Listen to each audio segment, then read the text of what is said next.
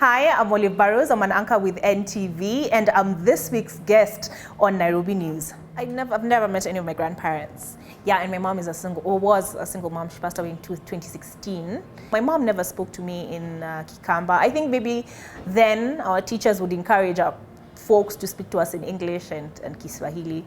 So I guess that's why English comes more naturally to me. So the other day I was in Mwingi, and then so somebody I was with insisted that at least I say something in Kao. So I went I just sort of went back into the archives and tried to remember, okay, what do people say in these instances? So I just said Muyaseo, and then they're like, yes. And then I was like, Muyaseo inge, and they're like, and then I just said, Nyenita wa kaleche wa wanzela. And yeah, then they'll look at me like, who is this Kamba? Who doesn't know how to speak Kikamba? Anyway, yes, but I think just because I don't have anybody to practice with.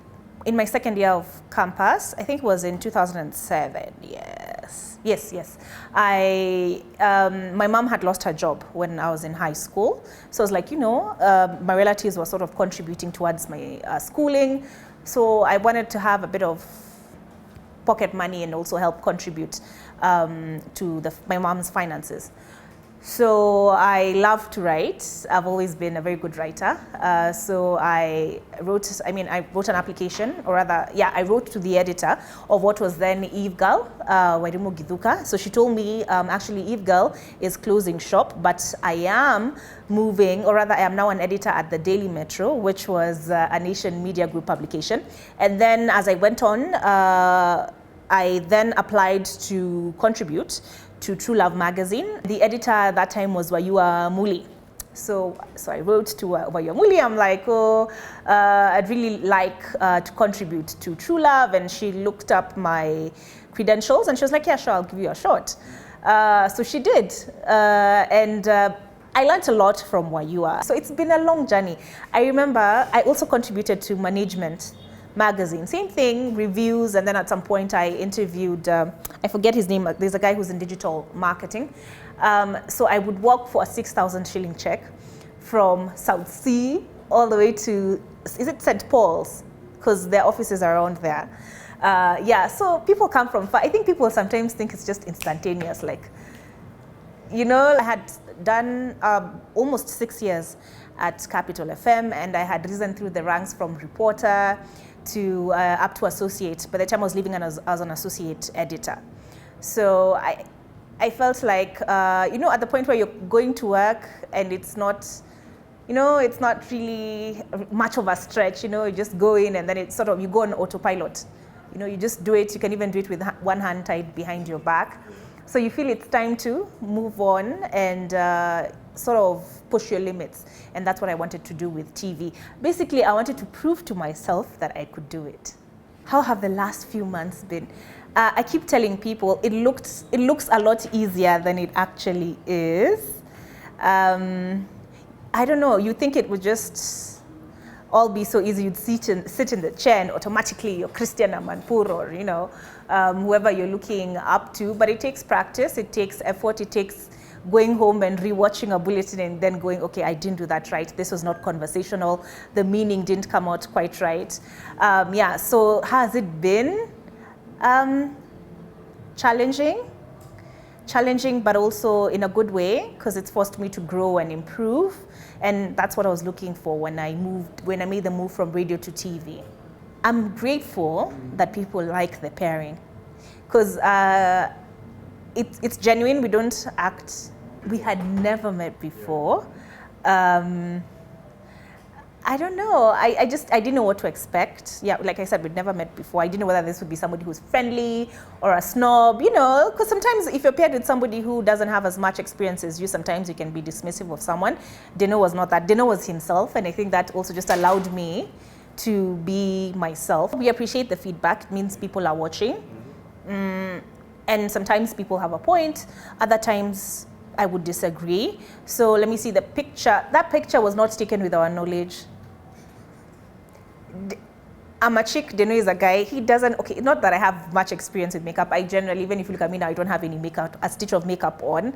I don't wear very much makeup, but he was sort of doing the wrong thing with the brush. So I just sort of, it's a natural thing. I think because we had rehearsed so much with each other, weeks on end, sitting next to each other, being criticized together, encouraging each other after receiving the criticism, we had grown comfortable with one another. So I just saw him doing what, it was hard for him to sort of do it for himself. So I was like, it was not planned, it was not rehearsed, it was just a thing I would do for my friend. Sometimes the news can be depressing.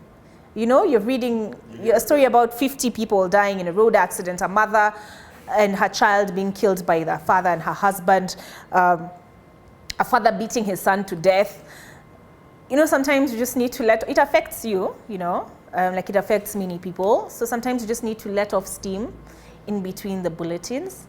And yeah, and it's a normal reaction. Sometimes you talked about the article where the public editor was talking about banter. I agree, sometimes it can be too much, especially if it's forced. If it's natural, that's one thing. And if it feeds into the conversation.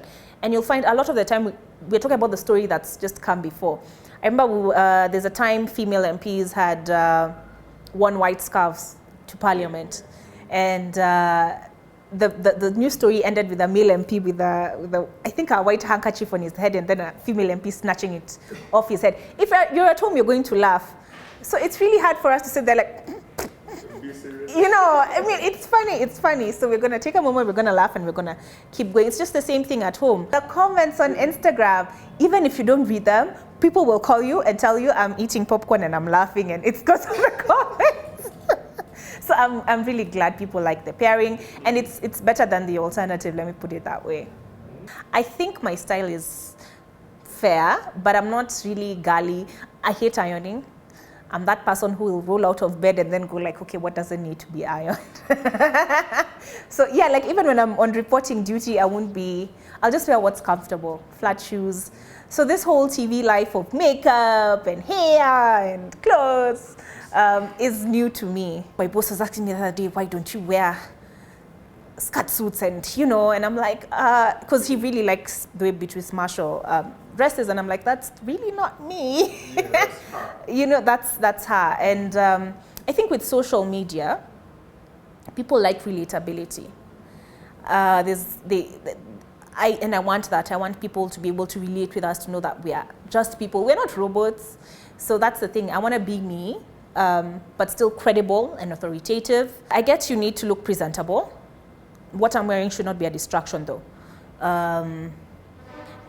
And you know, people keep talking about, somebody the other day tweeted and said even NTV with their SQ studio, because it's more, still strutting their hips. He walked in and then he said, hi, Olive. And I was like, oh my God, Obama knows my name. No, okay, obviously he'd been briefed. I think the entire time I didn't want to believe it'll happen until it actually happened, because I was afraid to get my hopes up high and then have them come crashing down. I went in hard. The entire time my neck was locked. Like I was so nervous. I was like, but I went in hard.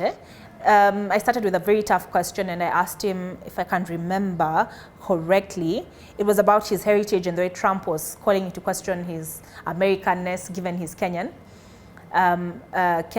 father. And so immediately he went on guard. And it took me a bit of time to get him to relax, to the point where he's telling me about him and Michelle vacationing in Lamu. So I took that lesson to my interview when I interviewed President Uhuru Kenyatta. It was before the first presidential election, and they're just about to wrap up the campaigns. And so he comes out, and I think he didn't expect to find so many radio stations waiting to interview him. So he was going from OB to OB to OB. And I remember that morning, I was called by somebody from the State House Protocol Office. So I'm in bed and I'm being told, where are you? And I'm like, what do you mean, where am I? You're supposed to be at State House. I'm in bed. So that was the fastest I think I've ever gotten ready in my life. My hair was literally standing. I was not ready for that. Like, I didn't know that I'm interviewing this guy. No, but you know, we shoot video. Yeah, it's online. Sort of like what you did now. So convergence. So get to State House, and then we didn't have an OB, because everybody was scrambling to get it together. And then so I remember we were being told, oh, you know, it's cold. He can't do an interview if it's not in an OB. So I could see that he was getting a bit tired, going from OB van to OB van to OB van. And most of the time you'll be asked pretty much the same questions. So you're repeating yourself. So he was at his wit's end. He was like, no, now we need to hit the campaign trail. It was the last few days of campaigning. So I was like, there's no way I'm getting here. You know, that quick in the morning in this bad hair day, you know, and not get my interview. So thank God there's a gentleman who's the editor-in-chief at KBC, and I told him, Minor, please let him just give me 5 minutes. So we went and we sort of corralled the president. And he agreed, he sat down, but he told me 5 minutes. And he had sat literally on the edge of his chair, and I was like, if I come in wrong, this guy's gonna bawl. So all I'll see is my cameraman chasing after the lapel microphone. But no, so it was a handheld microphone. So the first question I asked him is, do you lift weights? So it's not the kind of question he'd expect. Then he was like, okay. So no, he paid attention. Wherever his mind was, he now came and became present. And so I asked him, do you lift weights? And he goes like, you know, why would you ask me that? I was like, because, you know, on the campaign trail, you do a lot of waving and you carry a lot of babies and you kiss a lot of babies. You know, you must need to build up your upper arm strength. And he laughed and he sat back in his seat and he relaxed. And I got a bit more time than I would have had I come in wrong. So let me not say there's a bad interview or there's the best interview I've ever done. You know, you're constantly improving, but let me say that they always teach you something. I love chicken. Right now, I'm really not much into beef or mbuzi, except if it's nyama choma, and I like the fatty bits of it. I know, like when I go to the supermarket and they're like, we cut off the fat, I'm like, no, that's the best part. And I remember when we used to go to the butchery with my mom when I was a kid, she used to ask for the nundu, because I love that fatty part of it. So you grew up loving it? Yes, but I love chicken. And yeah, I love fries. I don't know. Yeah, so I'm a foodie. So I never had an issue with my weight.